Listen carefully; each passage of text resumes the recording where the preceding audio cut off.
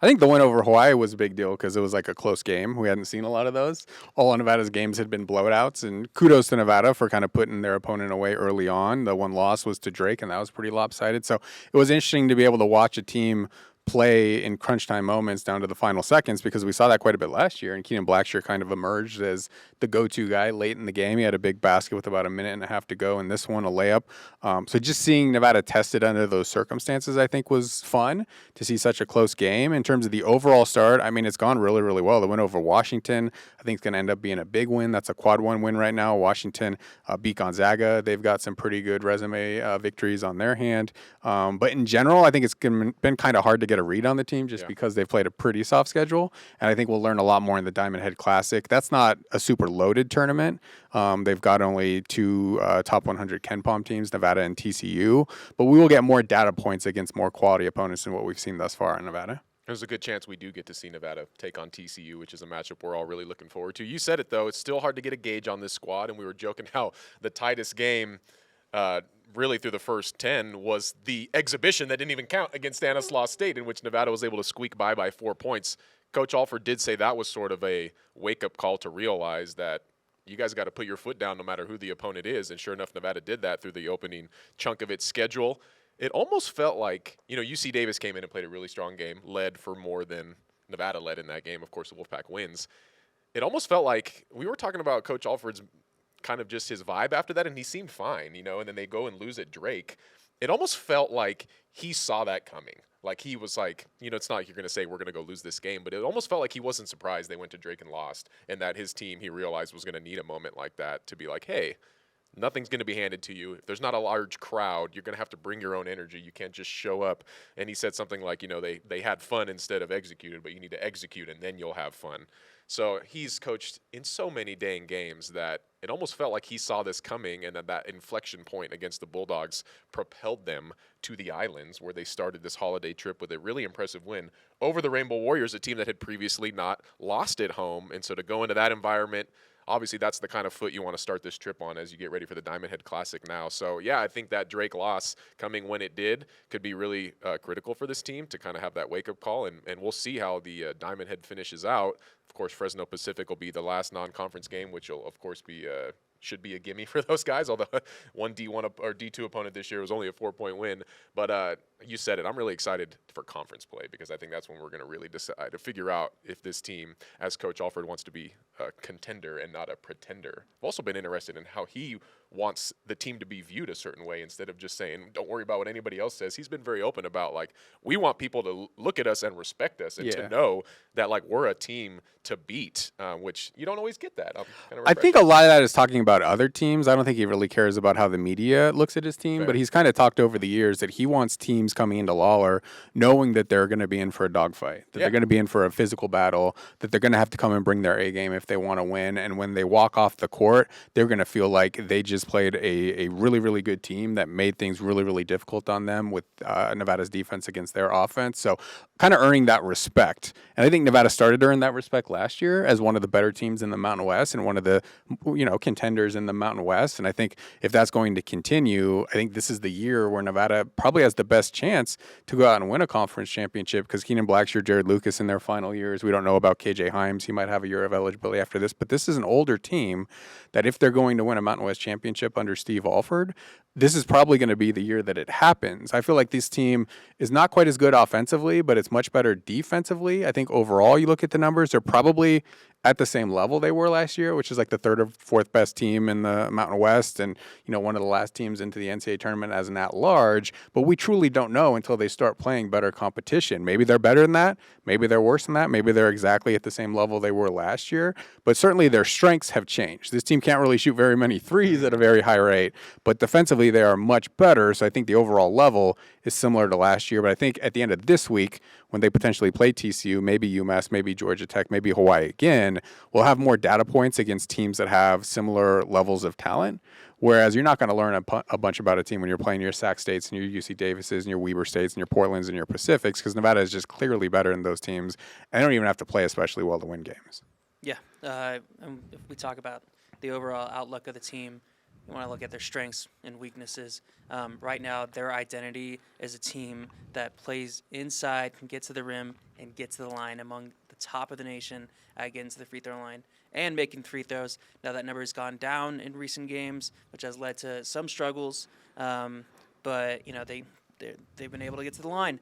And like if you look at a weakness, potential weakness is perimeter shooting, and that kind of came into play late in the game against Hawaii.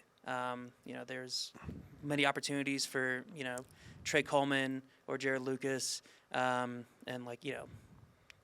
Keenan Blackshear had some shots towards the end of the game there, and they were missing shots, and that almost came back to haunt them as Hawaii creaked back in the final minutes and made it really a coin toss at the end of regulation.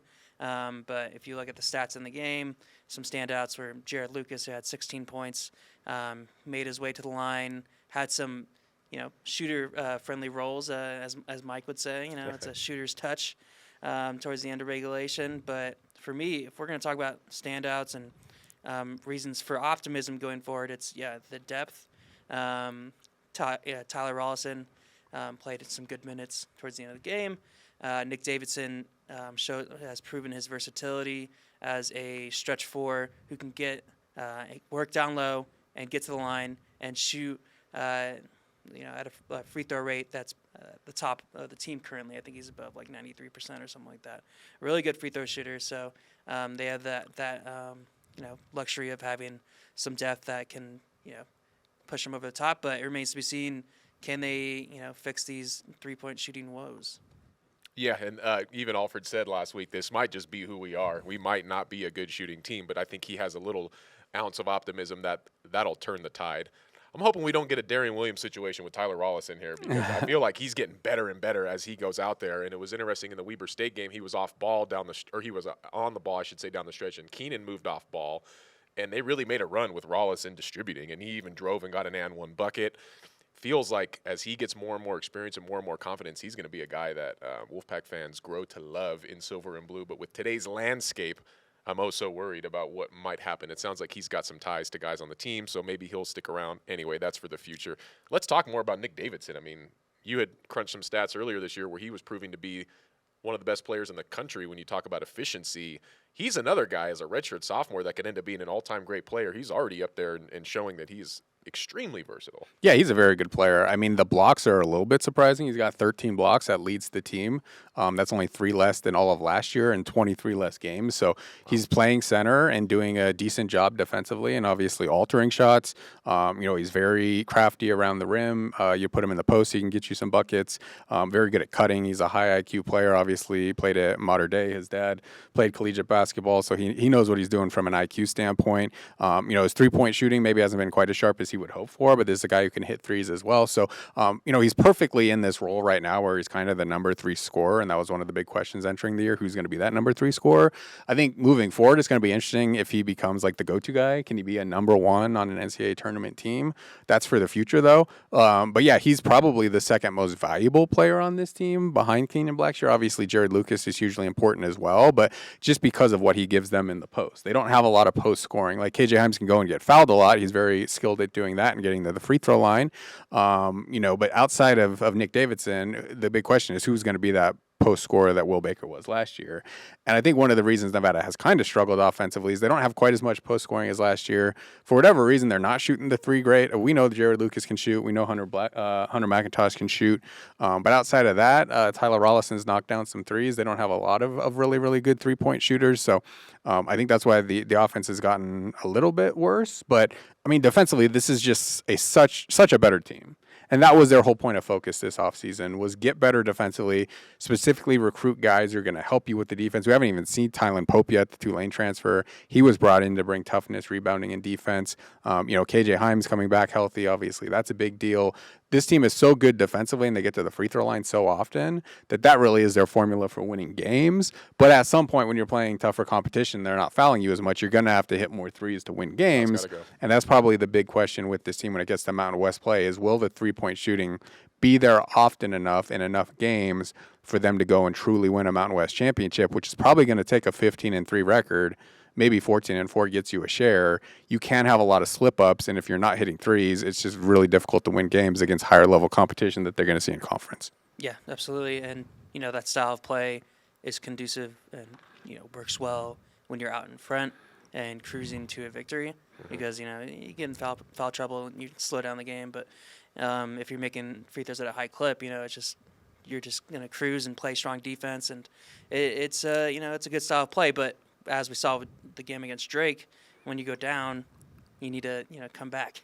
And, attacking the post can be one thing, but trying to get free throws and, play that style of play when you're down, multiple possessions, then you need the three. And we saw that in, 2018, 2019 with those miracle Nevada runs, down to Cincinnati, down to Texas. Got to hit big shots. Yeah, you got to hit your shots. And look at, the likes of, Kendall Stevens, Jazz Johnson, Marcus Marshall. Yeah, this lineage of three-point shooters that can make those big-time shots towards the end.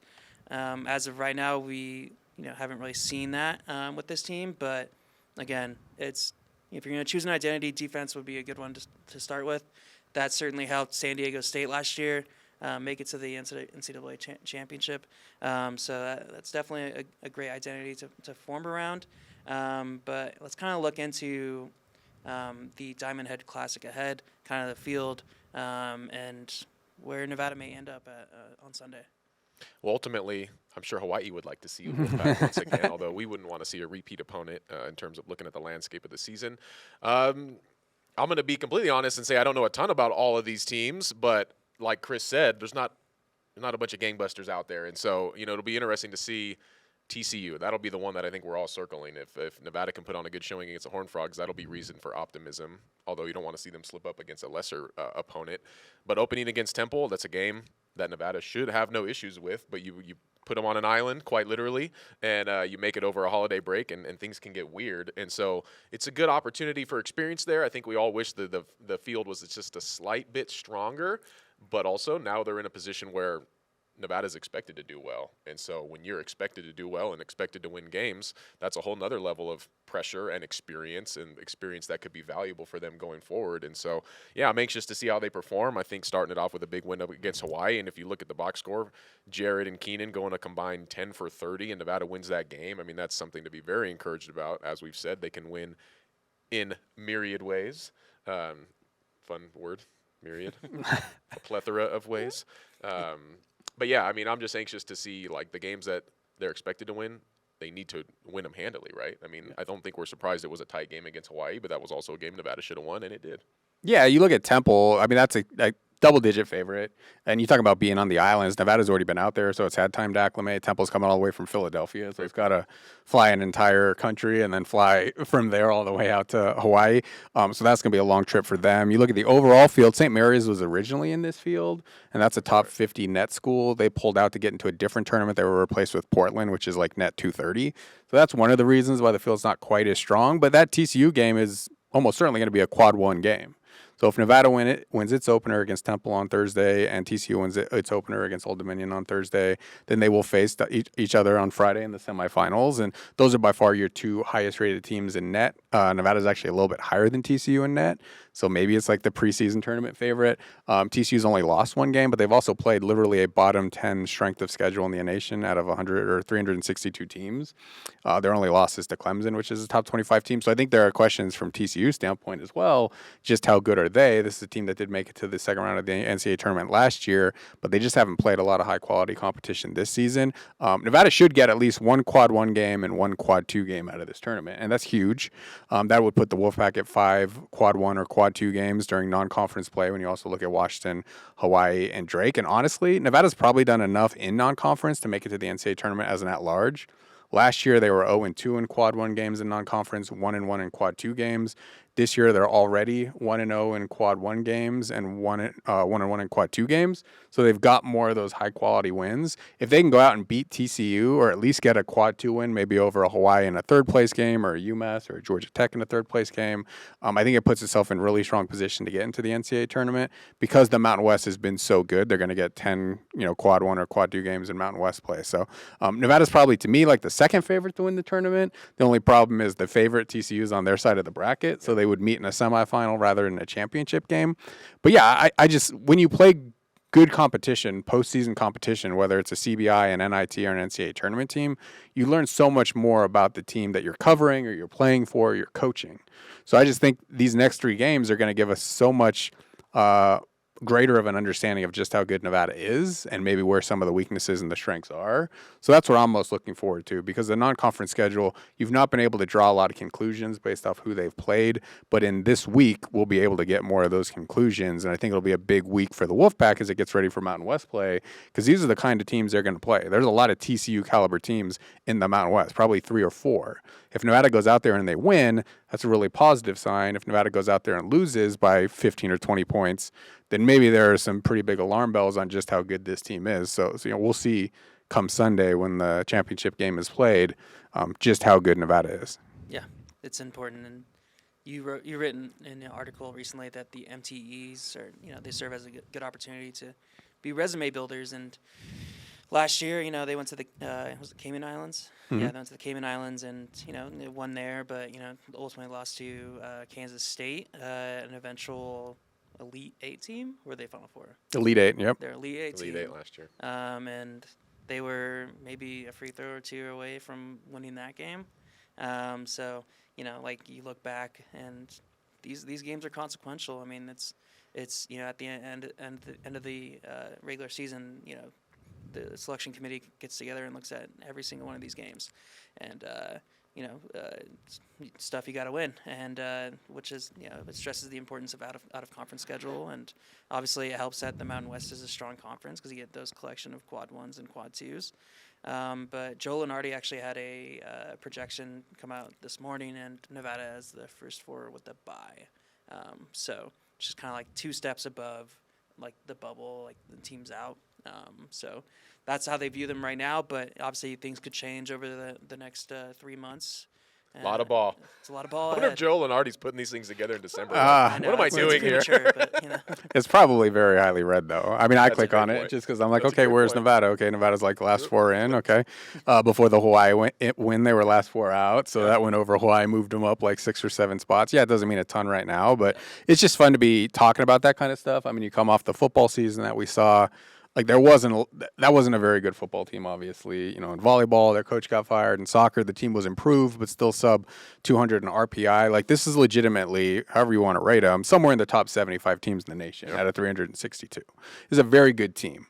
This is a team that's going to be playing consequential games from January when Mountain West play starts all the way through mid-March when they're probably going to be playing in an NCAA tournament. And unfortunately, Nevada has not had a lot of championship caliber sports on campus the last couple of years. So to be able to have a team that you can cover that's legitimately a good team playing against other really good teams in the Mountain West with fan excitement because of those high stakes, like this is why we get into the business, and to be able to kind of document how these next couple of months are going to go once we get through the Diamond Head Classic and whether Nevada can actually hang a banner in terms of maybe winning a Mountain West championship or getting to an NCAA tournament. I think that's going to be a lot of fun just to see how this season plays out, because they're going to be, that Hawaii game was fun. There's going to be like 7 or 8 games in Mountain West play that are exactly the same. They come down to the last possession. Can Nevada make the big plays? Can they get a bucket? Can they hit their free throws? Can they get a defensive stop? And that's going to determine whether this team is championship level or whether it's a cut below, which is where they were last year, just a cut below. They won a lot of those close games last year. We'll see if they still have that trait in them to come out with some big victories, that are kind of decided in the last possession or 2. Mountain West play was so fun last year, and I have a feeling it's going to be even better this year. It feels like the conference is only leveled up. Of course, San Diego State coming off of that incredible run to the national championship game. But how about Colorado State is the headline of the Mountain West so far this year? And so for Nevada to get to face all of these teams, one of them is going to end up cannibalizing each other in terms of the bids because that's just the way the math is going to shake out. But, I mean, week in and week out, like you said, there's going to be a lot of eyeballs on the Mountain West, on the Wolfpack, and we get to have a front row seat to it. Everybody loves to cover a winner, that's for sure. Yeah, defend Lawler and win some road games, like a handful of road games, and you're safely in the NCAA tournament. But expectations are fair to talk about, and there is pressure, right? I mean, Alfred's in year 3. It's, Year 5. Year 5. Oh, sorry, year 5. Sorry. He would probably say year 3 and not count the COVID years. Yeah. So COVID happened, and just kind of, these years just went by. So year 5, of a 10-year contract, and a pretty consequential one that, was one of the higher contracts for Nevada to ever give out. Right? Yeah, twice as high as any other one. So, 11.6 million. I know they probably don't like people talking about it, but that's just the reality that you're in. It's like, like he was brought here to get W's. Yeah, exactly. Yeah, I mean, he was brought here to win championships. Yeah. Like, Nevada actually spends money in men's basketball. It's like top 3 or 4 budget in the Mountain West, whereas football is always bottom 3 or 4 usually. So you're talking about, okay, you got one sport that you haven't really invested in. Your head coach is 11th out of 12.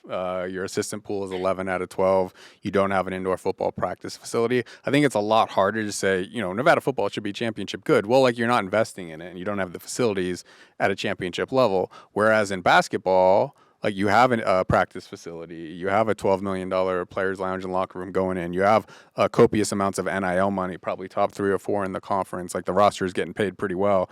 You have a head coach who's second highest paid in the Mountain West. You gave him, if you include the bonuses he gets for retention, more than $12 million over 10 years. Your assistants are being paid pretty well compared to other Mountain West schools. Your fan base is strong. You've got the facilities and the tradition and the history of a lot of banners at Lawler Event Center. Like, you can legitimately say you are funding this program at a championship level. Where are the championships? To date, we haven't seen them. Maybe this is the year, and I kind of feel like this has to be the year, because I'm not saying next year it's going to be a big step down. I'm sure they'll go into the portal and they'll get some really good players, but this is the last year of Keenan Blackshear and Jared Lucas. And those guys have shown that they're very good players in the Mountain West, some of the best, probably 2 of the best 10 or 15. Can you capitalize on 5 years of building this roster up and getting that experience last year by going out there and winning a championship? Now, not going to be easy. Mountain West is a top 6 conference in the nation. But those are the expectations when you build the infrastructure and you have, the Eric Musselman years, before that, the Mark Fox and Trent Johnson years. Like, this is a program that's built to win championships. And to date, they just haven't quite gotten there. And we'll see if they can actually accomplish it in the coming months. Memories when you name drop those coaches and thinking about growing up and being inside Lawler when they used to get to host the WAC tournament. How fun was that? I remember chanting 1 more year for Vasquez. I was like 14 years old, chanting 1 more year for Nick Vasquez. I did, and this is sort of a side note, but I got to catch the LMU game as a fan, so I was up in the stands, and I found myself being very contemplative, and I was like, you know what? There's going to be, less than 50 games left in this building as long as this proposed arena at GSR does go up in the next few years. On the men's side. On the men's side. Yes. Of course, it'll be the home of the ladies, but we're counting down now games for the men inside Lawler Event Center, which is sort of bittersweet to think about because of just everything that's happened in that venue, the banners that have been hung, the bats that have flown around. The first-round banner that was hung from last year / first 4 banner. But, are you feeling a little there's a lot of memories. I can only kind of talk about 2000 on, but I remember being at Kirk Snyder's first home game when he hits a game-winning shot to beat Fresno State, or them beating Kansas in 2013, or even something as simple as winning the CBI, because I feel like that team really rallied the community together, that like Nevada basketball was on its way back, or Michael Buffer, the famed ring announcer, doing the starting lineups before a Nevada UNLV game, winning a WAC tournament with Nick Fazikis. That was obviously very memorable, doing it in overtime against Utah State, cutting down banners after, winning the Mountain West, beating Colorado State that one year. So there are a ton of great memories in there, playing, number 1 North Carolina when Roy Williams was here and Tyler Hansborough. That was on New Year's Eve, was it not? Yeah, that was on New Year's Eve. So there's so many great memories, and that's the whole purpose, I feel like, of sports, is to give its fan base as many memories as possible, as many nostalgic moments that they can think back at. And, this roster did it last year by winning back-to-back top 25, opponents at home. Court rushes. Beating New Mexico and San Diego State. So to be able to do that again this year, there are going to be some moments for sure. You even look at the Boise State game where Keenan Blackshear, went and got the game-winning shot. I was in the stands with my parents and son for that game, and that's, probably something that he'll remember. So definitely Lawler has created a lot of memories, and I think there's still a lot of memories to create over the next couple of years before Nevada Arena at the GSR eventually opens. Yeah. We'd love to see it. Exciting prospects in those coming years, and just to see how if they break ground and how that'll look in the future, and I think it would just further elevate the program, and I'm looking forward to those if that does happen. Well, kind of what made me get on that angle was, you mentioned that they'll go into the portal and get some players, but I think as that arena starts to become more and more of a reality, that's only going to bring in better talent, because suddenly, and we've talked about it a lot, but that's going to be a top 10 facility, maybe top 5 in the entire country, certainly the top of the Mountain West when you talk about the arena, the lounge, the practice facility. It'll be a total package. Of course, Coach Steve Alford and his staff deserve a lot of credit for helping bring that momentum. Mr. Morello as well at the GSR. But, this could be that memorable year in Lawler Event Center for Steve Alford's squad before they end up with some new digs because this is the group to do it, like you said. Yeah, kind of a fun practice. So you wrote about potentially Oregon State and Washington State having an alliance with the basketball conference for a year. That was in your mailbag. But if they were to join for a year and you were to handpick smaller colleges on the West Coast and build out a conference. I know it's probably a long question, but would it be among the top 5 conferences in the country? I don't think adding Oregon State and Washington State does much for basketball. It actually might make it a little bit worse, unfortunately, because Washington State's kind of on the up and up. They hired Kyle Smith a couple of years ago, and he tends to be doing better, but they haven't made an NCAA tournament since 2008. Oregon State's got one Pac-12 winning record in the last 34 seasons. So I think it made a lot of sense in football because you're bringing $14 million into the conference. Those are 2 really solid football programs that are improving your metrics. I feel like on the basketball side, it doesn't make quite as much sense, and the biggest issue I have is there doesn't seem to be any long-term agreement tied to these things. So the Mountain West is kind of given a lifeboat to both these schools for a couple of years, but what are they getting on the back end? In basketball, there's no financial benefit. So it will be interesting to see if they do that for 2024-25. I know everyone's wanted Gonzaga to come to the Mountain West for a long time. I think St. Mary's has been a popular name, but given where their budget is and if Coach Bennett ever leaves, I don't think that's necessarily going to work out. But as is the Mountain West, when you look at it, and Ben's basketball has been fantastic the last couple of years. Just keep this rolling, and I think you got a really good thing. Yeah, I don't know if OSU and WC, like you said, move the needle that much, but they'll certainly fit in well, and there'll be some really good games with those teams added.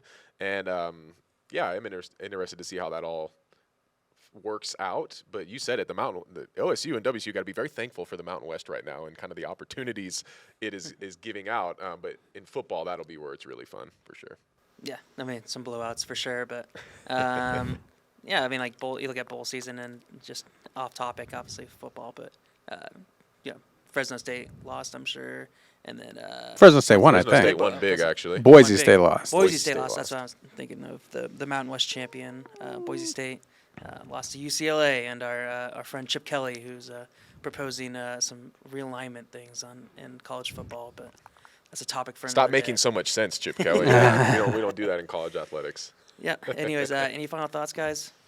Nope, just excited to continue to be along for the ride and happy to be inside the den as we dive into, hard to believe, 2024. Our Alex Margulies out in Hawaii, so if you are interested in coverage of the Diamond Head Classic from the islands, you'll have that on KRNV, our sister station, NSN as well, and on our website. So I'm really excited for this tournament. We'll see how the Wolfpack fares. Real quick, this is our last pod before the new year. Resolution for 2024. Oh, man, on the spot now.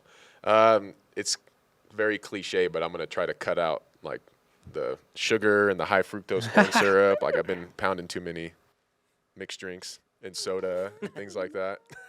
So yeah, I'm going to start out healthy. I'm a huge Kobe Bryant guy, and I'm looking at the year 2024, and I'm like, this is 24. There you go, 24. 24 has got to be a huge year in the Stefannson household, and that is the plan. What about you guys? I'll just be rooting for the Dodgers and Shohei Ohtani. So Yeah, there you go.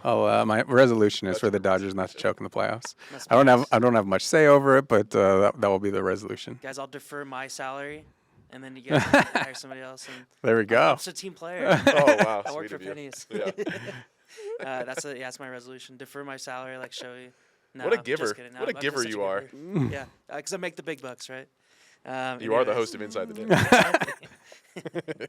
Anyways, thanks for joining us inside the den. We'll catch you guys next time, and Happy New Year, Merry Christmas, Happy Kwanzaa, and all that. We'll see you next time.